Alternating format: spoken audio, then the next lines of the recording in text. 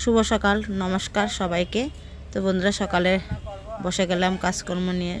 তো সকালবেলা কাজকর্ম চাটা খেয়ে বসে গেলাম রৌদ্রের মধ্যে সবজি কাটতে। তো ডাঁটা এনেছে, তো ডাঁটা দিয়ে আর চিংড়ি মাছ এনেছে। তো চিংড়ি মাছ ছোটো গুলি দিয়ে ডাঁটা দিয়ে রান্না করব, আর বড়গুলি একটু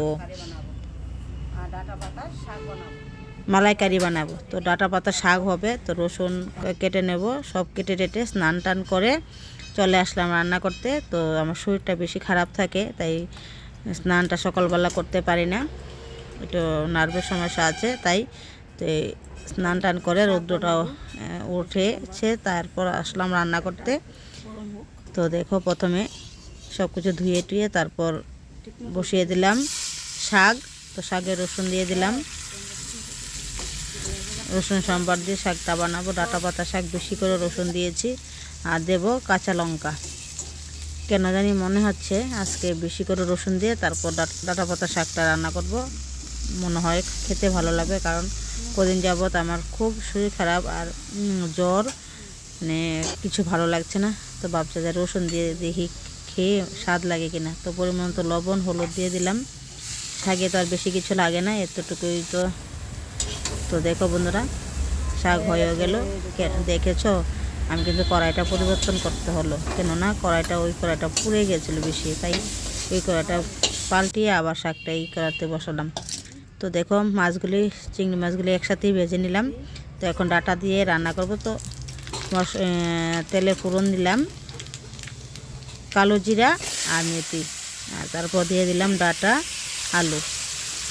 তো বললাম না, সব কেটে টেটে ভালো করে ধুয়ে টুয়ে সব রেডি করে বসলাম। তো পরিমাণ মতো লবণ, পরিমাণ মতো হলুদ দিয়ে এখন নেড়ে তারপর ঢাকা দিয়ে দেব। তো বন্ধুরা, ভিডিওটা তো 7 মিনিট বা 7 মিনিটের মতো দিয়ে দিলাম। এখানে 1টা 2টা 3টা 4টা 5টা কাঁচা লঙ্কা দিয়ে দিলাম। আর কাজগুলো কিন্তু এত তাড়াতাড়ি না, 7 মিনিটের কাজ না, এটা অনেক মিনিটের কাজ। কিন্তু দেখা যাচ্ছে কত সহজ, কিন্তু অনেকটা পরিশ্রম করতে হয়। ডাঁটা কাটতে অনেকটা সময় লেগেছে। তো রোদ পোয়াতে পোয়াতে আমি ডাঁটাটা ওইদিকে কেটে নিলাম। তো দেখো, ডাঁটা কিন্তু মজে গেলে বোঝা যায় যে রান্নাটা ভালো হয়, খেতে স্বাদ লাগে। ডাঁটা কিন্তু একদম অনেকটা ডাঁটা ছিল, মজে গেছে। তো বারবার ঢাকা দিয়ে ভালো করে একটু টানিয়ে তারপর মশলা দেব। মশলাতে দেব মরিচ আর মরিচ গুঁড়ো আর ধনে গুঁড়ো।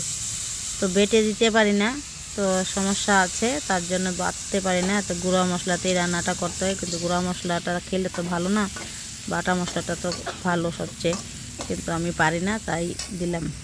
তো দেখো, মশলা কিন্তু কষিয়ে গেল। তো এখন দিয়ে দেবো জল।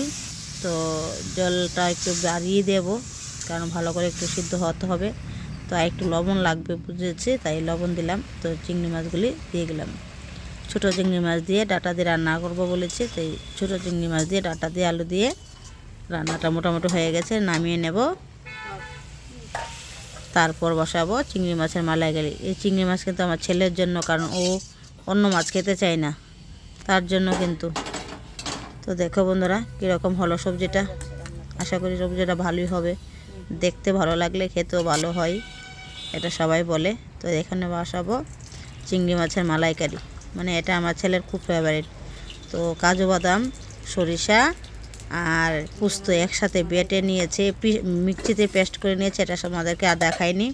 তো দেখো, এই মাছগুলি দিয়ে আর এই পেস্টটা দিয়ে বানাবো। তো পেস্টটা কিন্তু কোনো মশলা দেবো না, আমি একদম সিম্পল বানাবো।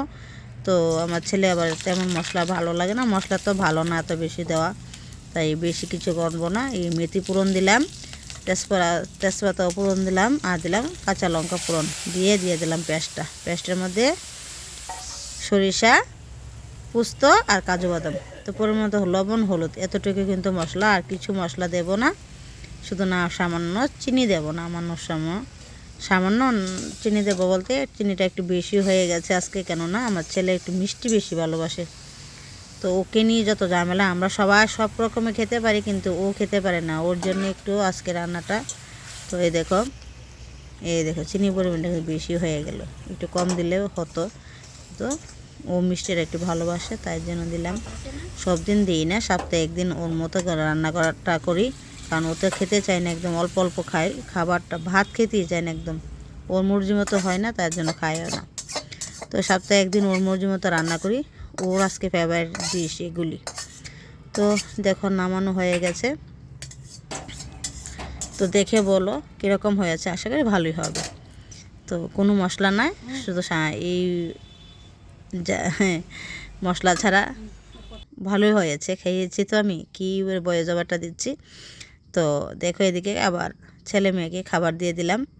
তো ওদের খাওয়া হয়ে গেলে মনে হয় যেন পৃথিবীর সর্বসুখ পেয়ে গেলাম, কেননা ওদের খাবারটা হয়ে গেলে আর চিন্তা নেই। তো এদিকে খাবার দিয়ে দিলাম, তো আগে ডাঁটার শাকটা দিলাম, তো একসাথে সব দিয়ে দেব, দিয়ে আবার অন্য কাজ করব আমি, কেননা কাজ তো প্রচুর আছে, আবার রান্না করলে সারে না, সব কিছু ধুয়ে মুছে পরিষ্কার করতে হয়। তো ওদেরকে খাবারটা দিয়ে দিলে আমি খুব শান্তি পাই। তো ওদেরকে খাবারটা দিয়ে সব কাজ করে নেব। তো বন্ধুরা, আমার ভিডিওটা কীরকম লাগলো, যদি ভালো লাগে একটা লাইক শেয়ার কমেন্ট করবে। তো আর কি বলবো, যদি ভালো লাগে আমার ভিডিওগুলি দেখবে, খারাপ লাগলেও বলবে, কমেন্টের আশায় আমি রইলাম। তো দেখো আশা করি ভালোই লাগবে, দেখতে ভালো লাগছে সবজিগুলি, খেতেও ভালো লাগবে আশা করি। আমি খেয়েছি তো খেয়েই বলছি, রান্নাগুলো কিন্তু খুবই ভালো হয়েছে। আমি রান্না আমি বলছি। তো বন্ধুরা, তোমাদের ভালো লাগলে একটা লাইক শেয়ার কমেন্ট, আর খারাপ লাগলো একটা কমেন্ট, তোমাদের কমেন্টের অপেক্ষায় রইলাম। আবারও বললাম, তো তোমাদের কাছে কীরকম লাগলো ভিডিওটা বলবে কিন্তু। তো আবার দেখা হবে পরবর্তী ভিডিওতে, টাটা।